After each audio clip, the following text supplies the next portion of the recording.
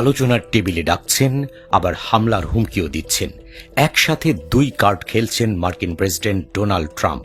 ইরানকে কাবু করতে সব চেষ্টাই করে যাচ্ছেন মার্কিন প্রেসিডেন্ট। আগামী শনিবার ওমানে বৈঠক করবে ইরানি ও মার্কিন প্রতিনিধি দল।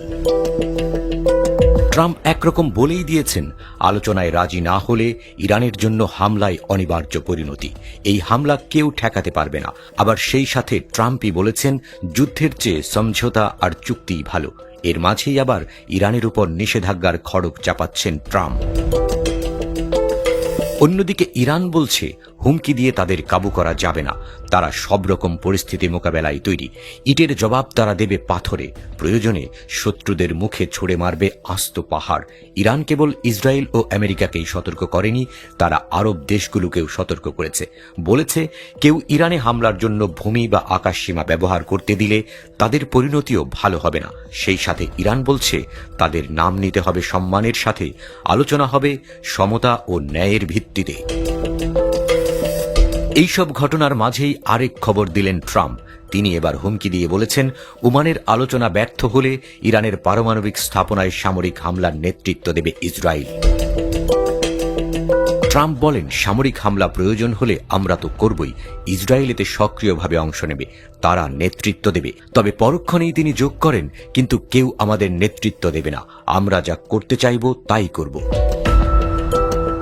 এই প্রথম ট্রাম্প স্পষ্টভাবে ইরানে ইসরায়েলি নেতৃত্বাধীন হামলার ইঙ্গিত দিলেন। এর আগে ইসরায়েলের প্রধানমন্ত্রী বেনিয়ামিন নেতানিয়াহুর সঙ্গে বৈঠককালে তিনি ঘোষণা করেছিলেন, শনিবার ওমানে যুক্তরাষ্ট্র ইরান সরাসরি আলোচনা হবে। কিন্তু নেতানিয়াহুর মন্ত্রিসভার সচিব ইয়োসি ফুক্স বলেছেন, আলোচনার সময়সূচি জানা ছিল না ইসরায়েলের।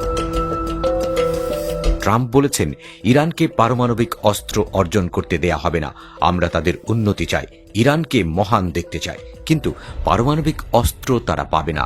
তারা এটা বোঝে। ইরানের জনগণ অসাধারণ, তারা খুব বুদ্ধিমান, কিন্তু নেতৃত্ব কঠোর অবস্থানে আছে। ওমানের আলোচনাকে তিনি প্রক্রিয়ার সূচনা বলে উল্লেখ করেন ট্রাম্প। যুক্তরাষ্ট্রের প্রতিনিধি হিসেবে স্টিভ উইটকফ ও ইরানের পররাষ্ট্রমন্ত্রী আব্বাস আরাকচি আলোচনায় বসবেন বলে জানা গেছে।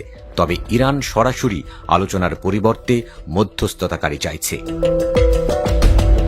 ইসরায়েলি মন্ত্রিসভার সচিব ফুক্স স্বীকার করে বলেছেন, শনিবারের আলোচনার ঘোষণায় নেতানিয়াহু অপ্রস্তুত ছিলেন।